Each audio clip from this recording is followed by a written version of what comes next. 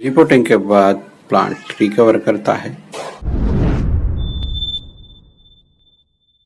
फिर बढ़िया से रिकवरी हो भी जाती है और ग्रोथ भी अच्छा करने लगता है। देखिए, और हम खुश हो जाते हैं कि देखिए हमारा प्लांट कितना अच्छे से ग्रो कर रहा है। बट यही हम गलती कर देते हैं, फिर हम प्लांट को देखते ही नहीं, उसको ग्रोथ को ही देखते रहते हैं।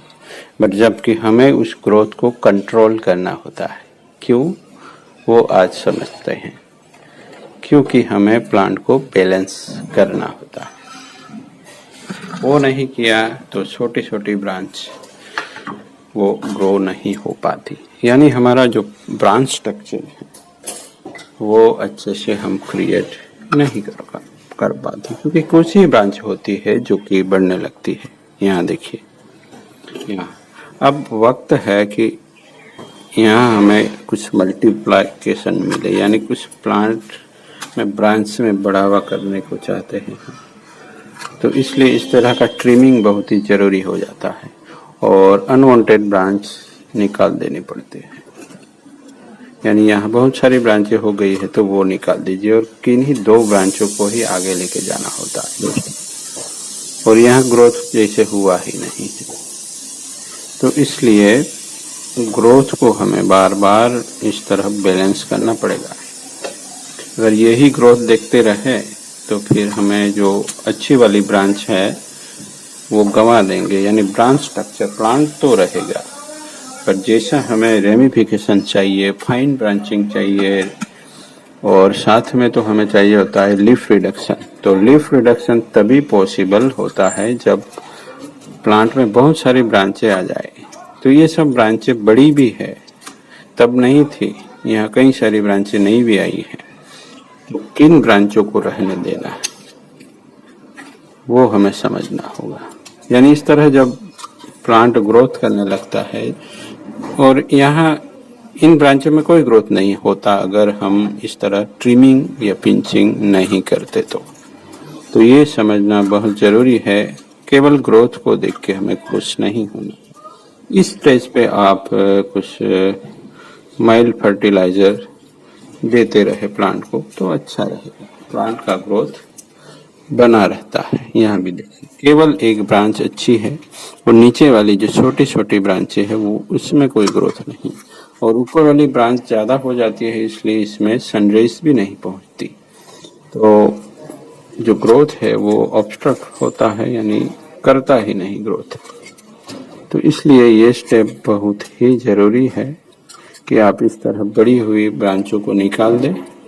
यहाँ अनवांटेड ग्रोथ भी छोटा बहुत होता है, वो भी निकाल देना ज़रूरी होता है। तभी कुछ होता है, तभी हम कुछ अच्छा ब्रांच स्ट्रक्चर बना पाते हैं। प्लांट में वही ज़्यादा न्यूट्रिएंट पाती है जो ब्रांच जो हाइटेड हो जाती है, यानी ज़्यादा ग्रोथ कर जाती है, और इस तरह की छोटी ब्रांचें वहीं की वहीं अटक जाती है और उन ब्रांचों में कभी ग्रोथ नहीं होता और धीरे धीरे डाईबैक हो जाता है। एक्स्ट्रा लीफ भी आप हटा सकते हैं जिससे एक एरिएशन बढ़े, यानी अच्छे से हवा अंदर बाहर हो सके, वो भी ज़रूरी है।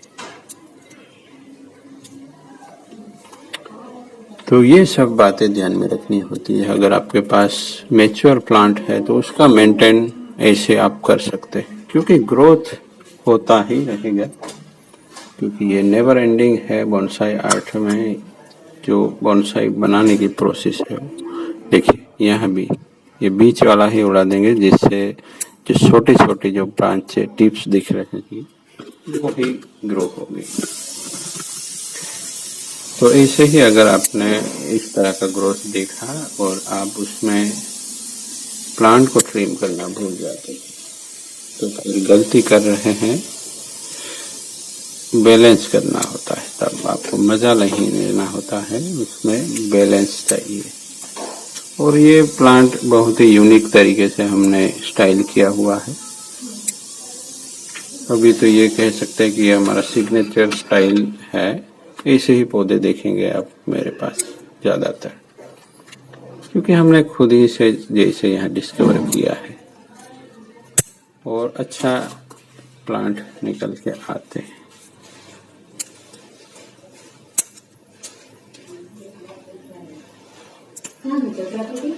प्लांट में शेप आ जाता है तो हमारी जर्नी रुकती नहीं, हमें कुछ न कुछ करते रहना होगा। देखिए यहाँ हार्ड चॉपिंग हुआ था तो यहाँ कुछ नई ब्रांचें प्रमोट करवानी है। अगर ऐसे ही देखते रह जाते तो फिर हो रहा डेवलपमेंट कुछ नहीं होता दोस्तों, केवल डाइबैक होता है प्लांट में। तो ये सब चीजें पता नहीं होती, केवल हम शेपिंग में ध्यान देते हैं। शेपिंग हो गया फिर सब हो गया, ऐसा नहीं है। फर्टिलाइजर देते रहेंगे, कोई मतलब नहीं उन सब का, अगर आप बैलेंस नहीं करते प्लांट को। देखिए यहाँ जो प्लांट्स हाइट में होगी वो तो ग्रो करेगी ही, बट उसको हमें इस तरह कंट्रोल करना है जिससे छोटी छोटी वाली ब्रांचें भी अपने आप को ग्रो करवाती रहे। अगर हम इस तरह ट्रिम करेंगे तो जो ब्रांच ग्रो नहीं हुई है उसमें न्यूट्रिएंट जाने लगेगा। तो कौन सा शेप रखना है वो भी नहीं सोचना है, ब्रांचों का सही से अरेंजमेंट कीजिए, कहीं से भी प्लांट अच्छा ही दिखेगा। बस जरूरत है तो प्लांट को बैलेंस करने की, इस तरह की बार बार।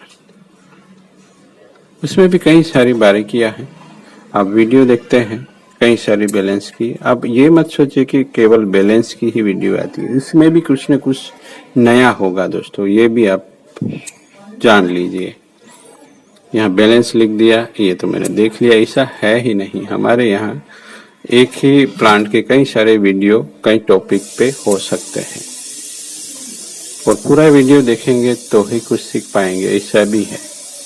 कब क्या बोला वो भी इम्पोर्टेंट है। तो बने रहिएगा दोस्तों। वर्क लगभग हो चुका है, प्लांट का शेप आप देख सकते हैं वही ट्रेडिशनल, और बनाने का तरीका बिल्कुल अलग, यानी आप ब्रांच स्ट्रक्चर देख सकते हैं। तो कहीं भी अच्छा प्लांट देखें एग्जीबिशन वगैरह में, ब्रांच स्ट्रक्चर जरूर ऑब्जर्व कीजिएगा कैसा बना है, वो आपको ऑब्जर्वेशन करना है दोस्तों। और हमारे प्लांट का भी देखना है आप लोगों को। तो यही करते रहिएगा, कंटिन्यू बने रहिए अगर कुछ सीखना है तो। मैं तो यूं ही वीडियो बनाता रहूँगा। एक तरीके से मैं काम करता हूँ, यानी वर्क करता हूँ, वही शेयर करता हूँ। तो मिलते हैं, थैंक यू फॉर वॉचिंग। यहाँ फ्यूजन हो चुका है क्रेजी बेंडिंग में, वो भी देख सकते हैं।